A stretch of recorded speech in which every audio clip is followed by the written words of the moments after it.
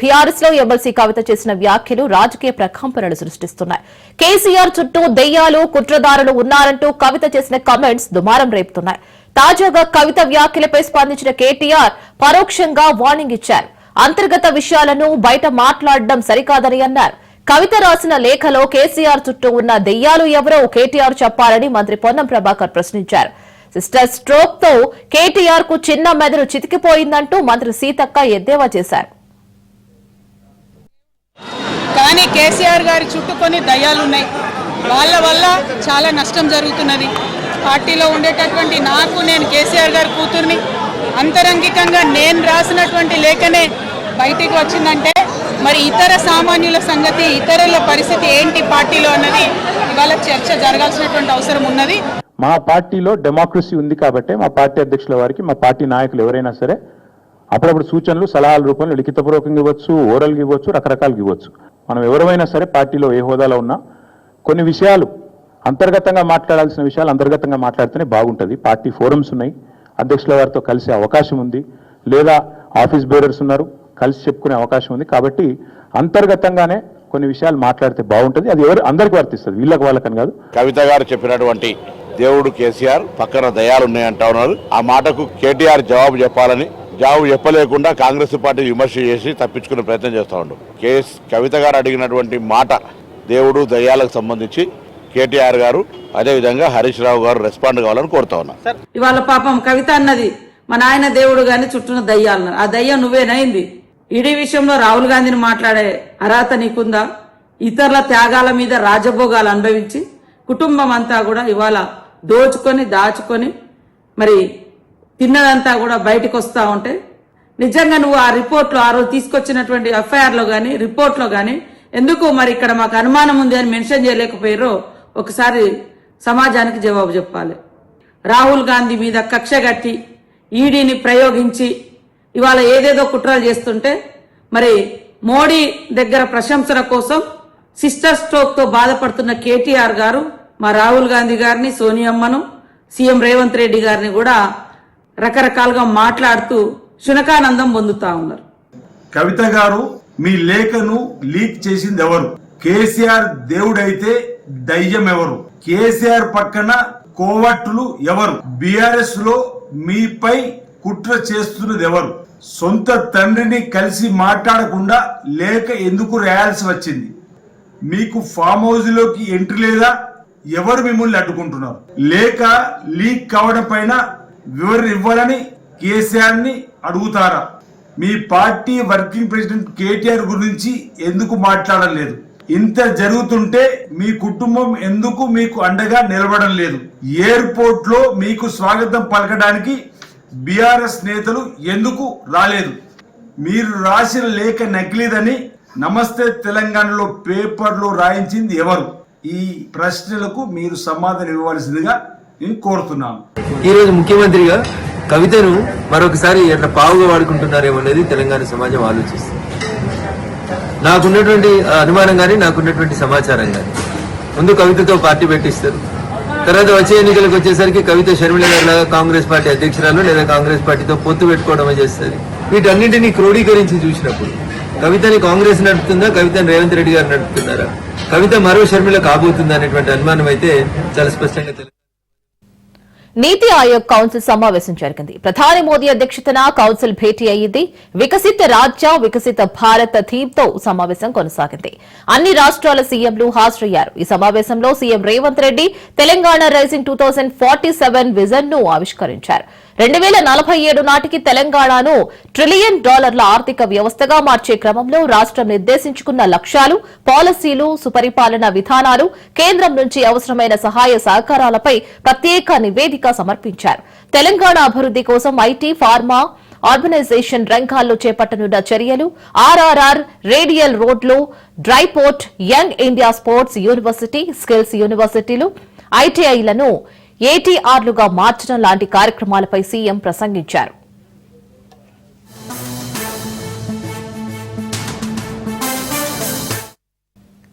AP విధానపరమైన road map ను CM Chandrababu సమర్పించారు. పోలవరం సహా పలు కీలక అంశాలను నీతి ఆయోగ్ సమావేశంలో నివేదించారని తెలుస్తోంది. 2047 కల్లా పూర్తిగా అభివృద్ది చెందిన భారత్ ను ఆవిష్కరించుకోవాలి అనే లక్ష్యంతో ఈ సమావేశంలో విస్తృత సమాలోచనలు చేశారు. నీతి ఆయోగ్ సమావేశంలో ప్రధాని మోదీ కీలక వ్యాఖ్యలు చేశారు. టీమిండియా లాగా కేంద్రం రాష్ట్రాలు కలిసి పనిచేయాలని అన్నారు. వికసిత భారత్ లక్ష్యాన్ని సాధించాలని సూచనలు చేశారు. కొత్త నగరాల నిర్మాణంపై దృష్టి సారించాలని, అభివృద్దిలో మహిళలకు భాగస్వామ్యం కల్పించాలని అన్నారు.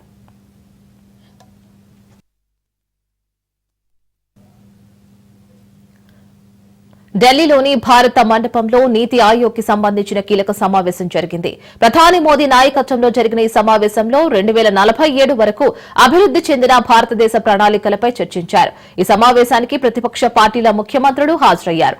ప్రధాని మోదీ వారితో టీ తాగుతూ చర్చించారు. Jharkhand CM Hemant Soren, Punjab CM Bhagwant Mann, Telangana CM Revanth, Meghalaya CM, Tamil Nadu CM, AP CM చంద్రబాబుతోనూ ప్రధాని మోదీ ముచ్చటించారు.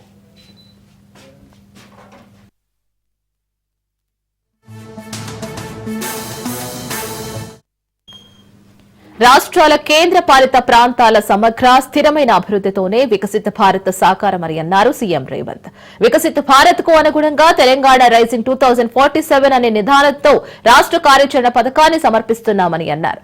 తమ ఆకాంక్షలు, దృఢ సంకల్పానికి ఈ రోడ్డు మ్యాప్ ప్రతిబింబమని అన్నారు.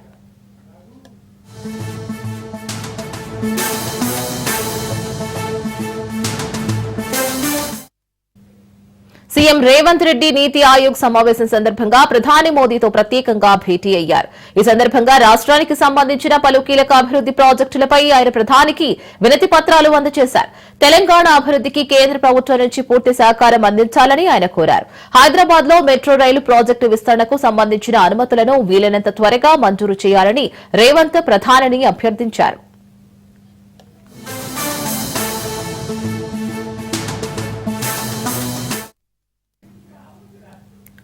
కాంగ్రెస్ పార్టీపై మాజీ ఎమ్మెల్యే కోనేరు కోనప్ప మరోసారి విరుచుకుపడ్డారు. కాంగ్రెస్ పార్టీలో పరిస్థితులు అధ్వానంగా ఉన్నాయని అన్నారు కోనప్ప. 10 ఏళ్ల పాటు రైతులకు ఏ కష్టం రాకుండా చూసుకున్నానని సీఎం హామీ ఇచ్చినా కౌటల బ్రిడ్జికి నిధులు మంజూరు చేయలేదని అన్నారు. కాంగ్రెస్ పార్టీ మనల్ని పట్టించుకునే పరిస్థితుల్లో లేదన్న మాజీ ఎమ్మెల్యే మళ్లీ మంచి రోజులు వస్తాయని ధీమా వ్యక్తం చేశారు.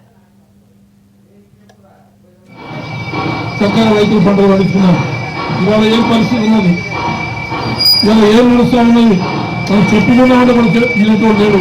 మన అయ్యా అమ్మ ఎవడో కూడా తెలియని పరిస్థితి వాళ్ళు నడుస్తూ ఉంది. ఇవన్నీ కూడా మీరు రైతులు ఆలోచించాలా.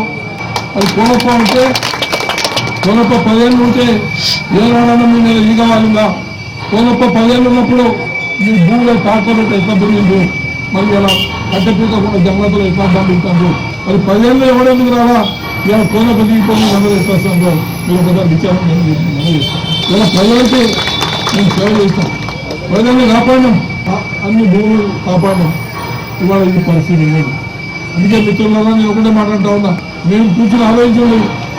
ఎవరు ఏం సేవ చేసిండ్రు, ఎవరు ఏ రకంగా ఈ ప్రాంత ప్రజల్ని న్యాయం చేసిందని మీరు ఒకసారి ఆలోచన చేయండి. ఆ భూమి కనుక మన బ్రిడ్జ్ కనుక మనం నిర్మాణం చేసుకోగలిగినట్టయితే ఈ కోట ఎంత ఎత్తున నిలుస్తుందో అని మీరంతా కూడా ఒకసారి విచారణ చేయండి. డిప్యూటీ సీఎం పవన్ కళ్యాణ్ పేషి నుంచి సంచలన ప్రకటన వెలువడింది. సినిమా సంఘాల వారు ఒకరైనా మర్యాదపూర్వకంగా సీఎంను కలిశారా అని అన్నారు. సినిమా రంగం అభివృద్దికి పవన్ ప్రయత్నిస్తుంటే ఆయన సినిమాకే అడ్డంకులా అంటూ ప్రశ్నించారు. తెలుగు చిత్రసీమలో కొందరు ఇచ్చిన రిటర్న్ గిఫ్ట్ కు పవన్ థ్యాంక్స్ తెలిపారు. సినిమా వాళ్లతో ప్రభుత్వం తరపున వ్యక్తిగత చర్చలు ఉండవని, సినిమా సంఘాల ప్రతినిధులే చర్చలకు రావాలని అన్నారు. సినిమాల విడుదల వేళ ప్రభుత్వమే ముందుకు వచ్చి సాయం చేస్తుందని అన్నారు. చిత్రరంగ అభివృద్దికి అందరూ కలిసి రావాలని సూచించినా పట్టించుకోరా అని ప్రశ్నించారు. గత ప్రభుత్వం వ్యక్తులను చూసి పనిచేసిందని, కక్ష సాధింపులకు దిగిందని అన్నారు. కూటమి ప్రభుత్వం వ్యక్తులను చూడదని, సినిమా రంగం అభివృద్దినే చూస్తుందని అన్నారు. జూన్ 1 నుంచి థియేటర్లు బంద్ చేయాలనుకున్న నిర్ణయం వెనుక ఎవరు ఉన్నారో ఖచ్చితంగా విచారణ చేస్తానని అన్నారు మంత్రి కందుల దుర్గేష్. డిప్యూటీ సీఎం పవన్ కళ్యాణ్ స్వయంగా సినిమా రంగం నుంచి వచ్చిన వారు కావడంతో నిర్మాతలు సానుకూలంగా ఉంటున్నారని అన్నారు. గత ప్రభుత్వంలో టికెట్ రేట్ల పెంపు కోసం నిర్మాతలను కూటమి ప్రభుత్వం ఎక్కడ ఇబ్బంది పెట్టడం లేదని అన్నారు. హరిహర వీరమల్లు సినిమా విడుదలకు ముందు థియేటర్లు బంద్ చేయాలని నిర్ణయం దేనికి సంకేతమని అన్నారు. 1వ తారీఖు నుంచి సినిమా థియేటర్ల బంద్ అనేటువంటి తీవ్రమైన నిర్ణయం తెర మీదకు వచ్చిన తర్వాత ఎందుకు ఈ వాతావరణం కల్పించబడుతుంది, జరుగుతున్నది ఏమిటి, దీన్ని ప్రోద్బలిస్తున్నటువంటి వ్యక్తులు ఎవరు, ఇవన్నీ అంశాల మీద ఒక విచారణ జరిగితే రేపొద్దున పరిశ్రమకు ఉపయోగపడే విధంగా కొన్ని విధానాలని మేము అవలంబించడానికి వీలుగా ఉంటుందనేటువంటి ఉద్దేశంతో ఎప్పుడైతే థియేటర్లు మూసివేత అనేటువంటి అంశం వచ్చిందో హోమ్ సెక్రటరీ గారితో మాట్లాడి వారికి చెప్పాం, దీని మీద వెంటనే లోతుగా అంశాన్ని విచారించండి, తద్వారా ఏం జరుగుతుందో తెలుసుకోవాలి, దాన్ని బట్టి ఒక నిర్ణయాన్ని మనం తీసుకోవడం కుదురుతుందని చెప్పాం. ఆ ప్రాసెస్ స్టార్ట్ అవుతుంది. అయితే ఇవాళ ఒకటే మేము చెప్పేది అందరికీ కూడా, సినిమా రంగానికి చెందిన వారికి కూడా చెప్పేది, గత ప్రభుత్వంలా కాకుండా ఈ ప్రభుత్వం పూర్తిగా అన్ని అంశాలని పరిశీలించి మీకు సహకారం పెద్ద ఎత్తున ఇవ్వాలనేటువంటి ఆలోచన చేస్తున్న విషయం అందరికీ తెలుసు సినిమా పరిశ్రమ వారికి. దాంతోపాటు ఉప ముఖ్యమంత్రి పవన్ కళ్యాణ్ గారు స్వయంగా ఆయన సినిమా రంగం నుంచి వచ్చారు. ఆయన స్పష్టంగా అధికారంలోకి వచ్చిన వెంటనే ఒక సమావేశాన్ని ఏర్పాటు చేసి పెద్ద నిర్మాతలను అందరినీ కూర్చోబెట్టి మాట్లాడి మీకు ఏ సమస్యలు ఉంటే వాటిని అన్నింటినీ పరిష్కరించడానికి మేము సిద్ధంగా ఉన్నాం, అదేవిధంగా సినిమా రంగాన్ని గౌరవించాల్సినటువంటి బాధ్యతలు మేము తీసుకున్నాం అనేటువంటి మాట చెప్పి, ఏ సమస్య మీకు ఇబ్బంది ఉన్నా కూడా మా సినిమాటోగ్రఫీ మినిస్టర్ ఉన్నారు, తనతో మాట్లాడండి అనేటువంటి మాట కూడా వారు చెప్పడం జరిగింది. ఇప్పుడు సడన్ గా థియేటర్లు మూసివేత అనేటువంటి అంశం తెర మీదకి రావడం అనేది ఎందుకు జరుగుతుంది, దీని వెనక ఏమైనా కారణాలు ఉన్నాయా, అది కూడా రేపు జూన్ 12వ తారీఖున పవన్ కళ్యాణ్ గారి సినిమా రిలీజ్ అవుతున్న సందర్భంలో ఎందుకు ఈ రకమైన వాతావరణం వచ్చింది, ఎకాయికి థియేటర్లు మూసివేత అనేటువంటి తీవ్రమైన నిర్ణయానికి రావడానికి మీకు దోహదం చేసినటువంటి కారణాలు ఏంటి? జగన్ తన ప్రభుత్వంలో తక్కువ రేటుకే ప్రజలు సినిమాలు చూడాలి అని ఆకాంక్షించారని అన్నారు పేర్నేని నాని.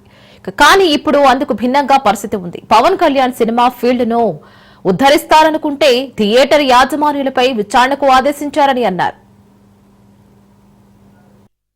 ఇదే పవన్ కళ్యాణ్ గారు ఆ రోజు జగన్మోహన్ రెడ్డి గారి ప్రభుత్వాన్ని నోటికొచ్చినట్టుగా మీరెవరు అసలు మా డబ్బులతో మేం సినిమా తీసి మా ఇష్టం వచ్చినట్టు జనాలకు చూపించి మా ఇష్టం వచ్చిన రేటుకి మేము టికెట్ అమ్ముతాం, నువ్వెవడవి అని చెప్పి ఆ రోజు కారు కూతలు కూసినటువంటి పవన్ కళ్యాణ్ గారి పార్టీ తరపున గెలిచి పవన్ కళ్యాణ్ గారి సినిమా ఫీల్డ్ ని ఉద్ధరిస్తారని ఆ శాఖ ఆ పార్టీకి తీసుకుని దాని తరపున పనిచేసేటువంటి రాష్ట్ర మంత్రి పవన్ కళ్యాణ్ గారి సినిమా రిలీజ్ కి థియేటర్ యాజమాన్యాలు సమ్మె ప్రకటించినాయి, వాళ్ళని జైల్లో వేయండి ఆ నాయకుల్ని అని చెప్పి ప్రభుత్వం తరపున మంత్రి పోలీసు శాఖని ఆదేశించాడు. అంటే రాతపూర్వకంగా వీళ్ళ దౌర్భాగ్య స్థితి, వీళ్ళ డబుల్ స్టాండర్డ్స్, వీళ్ళ రెండు ముఖాలు ఆ రోజు ఏం మాట్లాడారు, ఇవాళ ఏం ప్రవర్తిస్తున్నారు. మరి మీరెవరు? సినిమా నిర్మాతలకి, డిస్ట్రిబ్యూటర్లకి, ఎగ్జిబిటర్లకి తగు నడుస్తుంటే వాళ్ళకి సమస్యలుంటే నీ సినిమా వాయిదా వేసుకోవాలి, అంతేగాని బెదిరించడం, జైల్లో వేస్తామని డీజీపీకి ఆదేశాలు ఇవ్వటం ఏమంటారు? దీన్ని దివాళా కోరుతనం కాదా పవన్ కళ్యాణ్ గారిది? ఆ రోజు ఏం మాట్లాడావు, ఆ రోజు ఏం ఎగబడ్డావు, తెగబడ్డావు. నీ చెప్పు చేతల్లో ఉండేటువంటి ఒక మంత్రితో నీ సినిమా కోసం కొన్ని థియేటర్లో పిలిచి ఏమన్నా సమస్యలు ఏంటని అడిగావా? ఆ మంత్రి అడిగాడా? ఆయన అడగడు. ఆ మంత్రి గారు అడగాలి కదా. కొన్ని సినిమా వాళ్ళని పిలిచి ఏంటి సమస్య ఏంటని అడగాలి కదా. అయ్యేం అడగరు, వీళ్ళు వేస్తాం మీరు గనక సినిమా ఆపితే. బాపట్ల జిల్లా పర్చూరులో మంత్రులు పర్యటించారు. గిట్టుబాటు ధర లేక రైతుల వద్ద పేరుకుపోయిన పొగాకు నిల్వలను మంత్రులు అచ్చెన్నాయుడు, రవికుమార్, ఎమ్మెల్యే సాంబశివరావులు పరిశీలించారు. కూటమి ప్రభుత్వం పొగాకు రైతులను ఆదుకునేందుకు చిత్తశుద్దితో ఉందని అచ్చెన్నాయుడు తెలిపారు. కంపెనీలతో చర్చించి రైతుల వద్ద నిల్వ ఉన్న పొగాకును కొనుగోలు చేసేలా చర్యలు చేపడతామని మంత్రి అచ్చెన్నాయుడు హామీ ఇచ్చారు.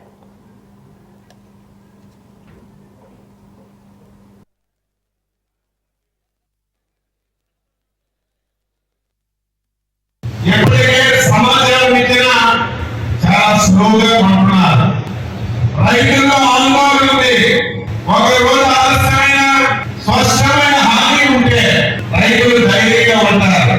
కానీ కంపెనీల్లో ఉడుకు లేదు, పలుకు లేదు, ఫోన్లు చేసే రెస్పాన్స్ లేదు. మా పొగాకు కొంటారా లేదా? ఇందులో ఎవరైతే పేద రైతులు ఉన్నారో ఇప్పటికే 2000కి 3000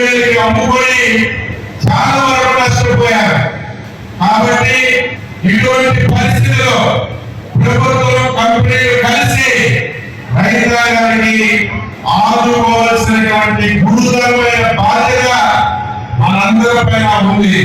కంపెనీలు కూడా కోరుతున్నారు ఆదాయం వచ్చినప్పుడు రేపు నుంచి పిల్లలు ఖచ్చితంగా మీ అందరూ కూడా పొలాలు రైతులు ఇబ్బంది వచ్చినప్పుడు మీ అందరూ కూడా ముందుకు వచ్చి కొనుగోలు చేయాల్సిన అవసరం ఉంది. నేను ఎన్ని నెలలు కొంటాం, రాష్ట్రంలో రైతుల దగ్గర ఏదైతే ఉందో పూర్తి జీవనాలు రైతు కూడా అంతా కూడా మనం పడాల్సిన అవసరం అనేది కూడా చెప్తా ఉన్నాను. ఏదైతే మేము చెప్పాము రైతుల దగ్గర పెట్టుకోవాలంటే ఒక 6 నెలల 8 నెలల 5 నెలలు కూడా గట్టిగా కావాలి.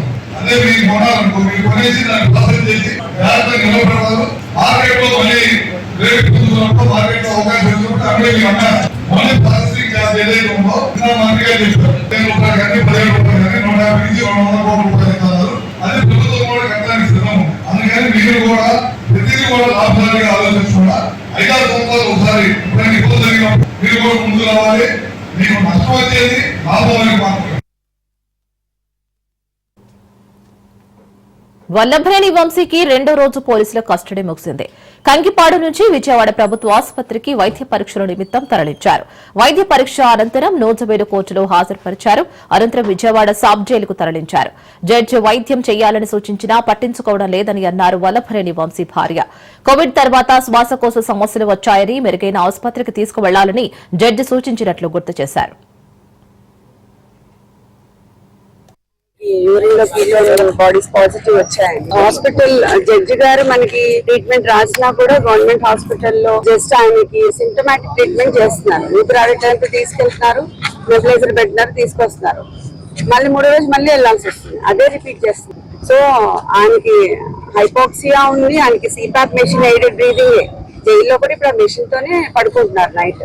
Post covid he has problems with his breathing issues అన్నమాట. సో అదే అడిగాము ఇప్పుడు కూడా. ఆవిడ హయ్యర్ హాస్పిటల్ కు రెఫర్ చేశారు జడ్జి గారు. ఎయిమ్స్ ఏదైనా పర్వాలేదు, స్లీప్ స్టడీ ఎక్కడ ఉంటుందో అక్కడికి తీసుకెళ్ళని డైరెక్ట్ చేశారు ఆవిడ. ఆరోగ్యం అదే, వెయిట్ లాస్ ట్రెమెండస్ గా ఉంది. ఈ రోజు చూస్తే ఆయన 85 ఉన్నారు, ఈ రోజు 105. బాగుండలేదు, వామిటింగ్స్ అవి. రాత్రి కూడా హాస్పిటల్లోనే పెట్టారు. ఇవాళ ఉదయం కూడా గవర్నమెంట్ హాస్పిటల్ తీసుకెళ్లారు. కాకపోతే గవర్నమెంట్ హాస్పిటల్లో డాక్టర్స్ మాత్రం they are not responding properly. ఎప్పుడై 5 రోజుల క్రితం అడ్మిషన్ ఇస్తానన్న వాళ్ళు ఇప్పుడు అడ్మిషన్ ఇవ్వడానికి కూడా నిరాకరించారు. So that we challenge in the court. AIIMS కి రిఫర్ చేయమని అడిగాము. అది జైలు అథారిటీస్ డెసిషన్ తీసుకొని చెప్తారు. విజయవాడలో బాంబు బెదిరింపు ఫోన్ కాల్స్ కలకలం రేపుతున్నాయి. బిసెంట్ రోడ్ లో బాంబు పెట్టామని కంట్రోల్ రూమ్ కి ఓ ఫోన్ కాల్ వచ్చింది. అప్రమత్తమైన నగర పోలీసులు బిసెంట్ రోడ్ మొత్తాన్ని ఖాళీ చేయించి తనిఖీలు చేపట్టారు. వ్యాపార సముదాయాలు క్లోజ్ చేయించి సోదాలు చేశారు. నిత్యం లక్షలాది మంది వ్యాపారులు, కొనుగోలుదారులతో బిసెంట్ రోడ్ రద్దీగా ఉంటుంది. ఈ నేపథ్యంలో బాంబు బెదిరింపు రావడం తీవ్ర భయాందోళనకు దారితీసింది.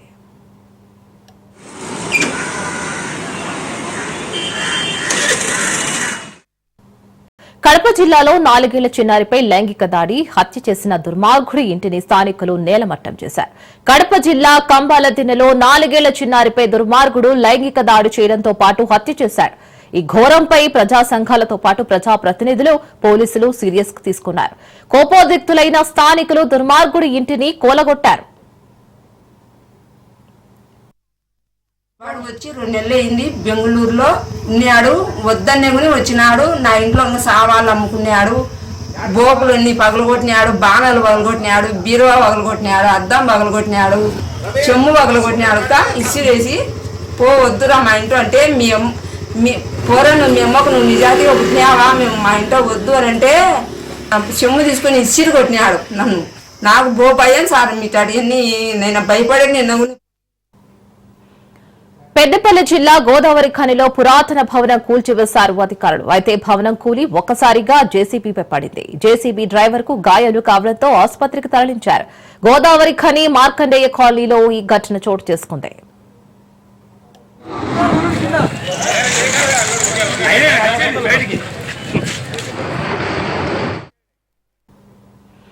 తెలుగు ఫిల్మ్ ఛాంబర్ లో ఎగ్జిబిటర్లు, డిస్ట్రిబ్యూటర్లతో నిర్మాతల సంయుక్త సమావేశం ముగిసింది. జూన్ 1 నుంచి థియేటర్ల బంద్ లేదని అన్నారు film chamber general secretary Damodar Prasad. సినీ పరిశ్రమలోని సమస్యలను ఎవరు పరిష్కరించలేరని, మా సమస్యలు మేమే పరిష్కరించుకుంటామని తెలిపారు. 3 సెక్టార్ల నుంచి ఒక కమిటీ వేయనున్నట్లు తెలిపారు. నిర్ణీత సమయంలోగా సమస్యలను పరిష్కరించుకుంటామని, ఈ నెల 30న ఈసీ సమావేశంలో కమిటీ ఎవరనేది నిర్ణయిస్తామని తెలిపారు. ఇక థియేటర్ల బంద్పై ప్రచారాన్ని ఎవరు నమ్మొద్దనన్న ఆయన, బంద్ ప్రచారం పరిశ్రమలో అనేక అవాంతరాలను సృష్టించిందని అన్నారు. తారీఖు నుంచి వచ్చింది కదా, అది ఒక రాంగ్ డైరెక్షన్ వెళ్ళింది. చర్చలు జరగకపోతే అటువంటి డిసిషన్ తీసుకోవాల్సి వస్తున్నది ఒరిజినల్ వర్షన్, కానీ 1 తారీఖు మూసేస్తామనే వర్షన్ బయటకి వెళ్ళింది. అది చాలా మంది ఇండివిజువల్ గా అందరూ క్లారిటీ ఇవ్వడం జరిగిన తర్వాత మూసేయటం అనేది లేదు. ఆల్ ఆఫ్ అస్ పాజిటివ్ నోట్లు అన్ని సెక్టార్లు వాళ్ళ రిప్రజెంటేషన్ ఇచ్చారు. వాళ్ళ ఏవైతే అనుకుంటున్నారో each sector has given to the chamber. ఈ 30th మాకు ఈసీ మీటింగ్ ఉంది.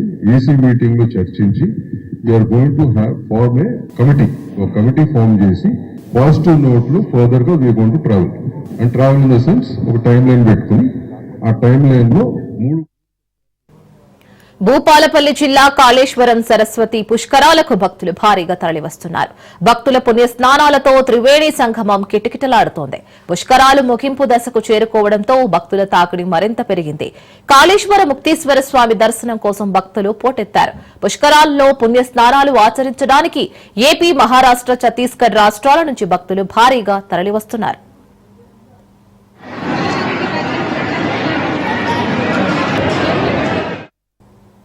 హైదరాబాద్ లో పలు చోట్ల భారీ వర్షం కురిసింది. లింగంపల్లి, కుకట్పల్లి, అమీర్పేట్, జూబ్లీహిల్స్, బంజారాహిల్స్, ఫిల్మ్ నగర్, మాదాపూర్, గచ్చిబౌలి, హైటెక్ సిటీ, మెహదీపట్నం, కార్వాన్, మాసబ్ ట్యాంక్, పంజాగుట్టలో వాన పడింది. దీంతో లోతట్టు ప్రాంతాలన్నీ జలమయమయ్యాయి. డ్రైనేజీలు పొంగి పొర్లుతున్నాయి. పలు ప్రాంతాల్లో చెట్లు కొమ్మలు విరిగి రోడ్లపై పడ్డాయి. దీంతో వాహనదారులు తీవ్ర ఇబ్బందులు పడ్డారు. ఆఫీసుల నుంచి ఇళ్లకు వెళ్లే సమయం కావడంతో ట్రాఫిక్ భారీగా జామ్ అయింది. కొన్ని ఏరియాల్లో కరెంటు సరఫరా నిలిచిపోయింది. దీంతో అప్రమత్తమైన జీహెచ్ఎంసీ అధికారులు సహాయక చర్యలు చేపట్టారు. హైదరాబాద్ నగరంలోని ట్రేడెంట్ హోటల్లో మిస్ వరల్డ్ ఫ్యాషన్ షో కోలాహలంగా జరిగింది. పోచంపల్లి, గద్వాల్ చీరలు ధరించిన ప్రపంచ సుందరీమణులు ర్యాంపుపై మెరిశారు. తెలంగాణ చేనేత వస్త్రాలతో మిస్ ఇండియా పోటీదారుల ఫ్యాషన్ షో ఆహుతులను విశేషంగా ఆకట్టుకుంది. తెలంగాణ సంస్కృతి సంప్రదాయాలకు అద్దం పట్టేలా అందాల భామల దుస్తులు ధరించి ర్యాంప్ వాక్ చేశారు. గొల్లభామల చేనేత వస్త్రాలతో యూరోప్ అందాల భామలు మెరిశారు. వనితలు గొల్లభామ శారీస్ ధరించి ర్యాంపుపై సందడి చేశారు. యునెస్కో గుర్తింపు పొందిన గొల్లభామల చేనేత వస్త్రాలతో తెలంగాణ సంస్కృతి ఉట్టిపడేలా మిస్ వరల్డ్ ర్యాంప్ వాక్ లో అందాల భామలు పాల్గొన్నారు.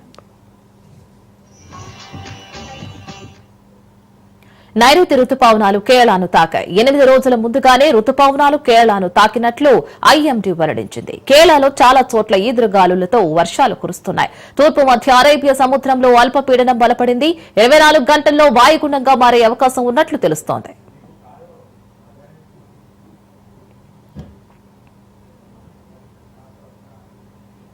హైదరాబాద్ వేదికగా జరుగుతున్న మిస్ వరల్డ్ 2025 పోటీల నుంచి మిస్ ఇంగ్లాండ్ మిల్లా మ్యాగీ వైదొలుగుతూ సంచలన నిర్ణయం తీసుకుంది.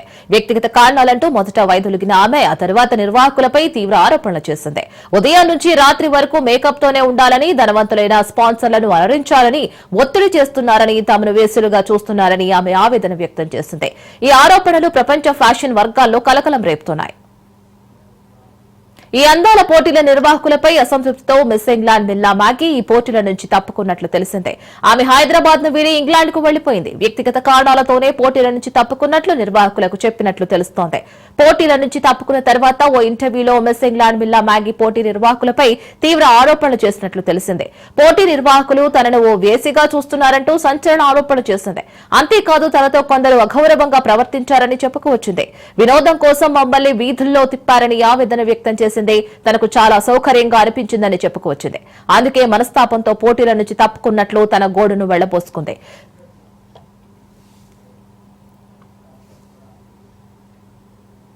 ఉగ్రవాదులు పేట్రేగిపోతుంటే భారత్ మౌనంగా ఉండదని అన్నారు కాంగ్రెస్ నేత శశి థరూర్. ఆపరేషన్ సింధూర్ ను ప్రపంచ దేశాలకు వివరించేందుకు శశి థరూర్ బృందం బయలుదేరింది.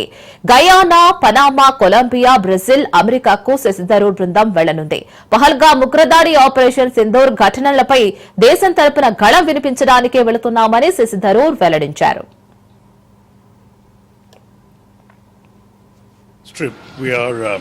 heading out right now. First stop is Georgetown, Guyana, but in fact there's no direct flight. So we will actually be transiting through New York, which gives us an opportunity to visit the 9/11 memorial and remind the world that we, like the people. భారత వైమానిక దళ అధికారిణి colonel Sophia ఖురేషీపై అనుచిత వ్యాఖ్యలు చేసిన మధ్యప్రదేశ్ మంత్రి విజయ్ షా మరోసారి క్షమాపణలు చెప్పారు. అది భాషాపరమైన తప్పిదమే తప్ప ఏ మతాన్ని కించపరచాలి అనే ఉద్దేశంతో ఆ వ్యాఖ్యలు చేయలేదని అన్నారు. ఇండియన్ ఆర్మీకి సోదరి కల్నల్ సోఫియా ఖురేషీకి యావత్ దేశ ప్రజలకు క్షమాపణలు చెబుతున్నట్లు ఓ వీడియోను విడుదల చేశారు.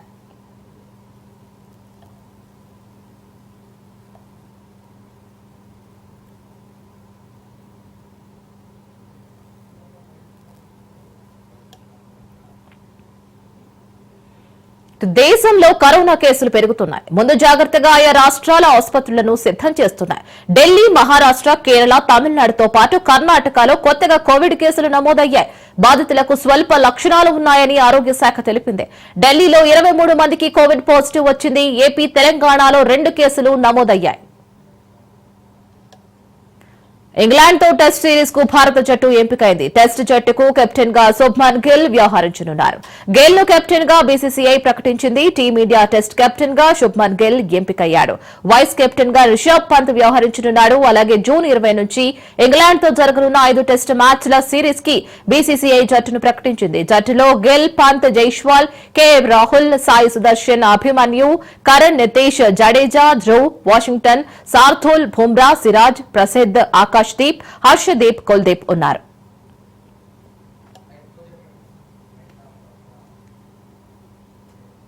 ఇవి ఇప్పటివరకున్న అప్డేట్స్. మరిన్ని అప్డేట్స్ కోసం